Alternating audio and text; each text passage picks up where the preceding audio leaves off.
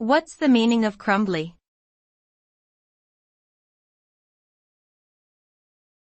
Crumbly.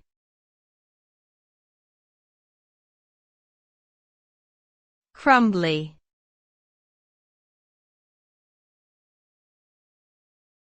Crumbly.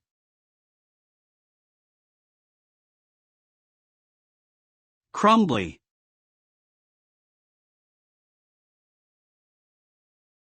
Crumbly refers to an object or substance that easily crumbles or falls apart under pressure or when touched. When something is crumbly, it has a tendency to break into small pieces or crumbs instead of holding its shape. This can be due to various factors such as dryness, brittleness, or lack of cohesion. Common examples of crumbly things include dry biscuits, aged cheese, and certain types of soil. Overall, crumbly implies a lack of structural integrity and stability, making it prone to disintegration.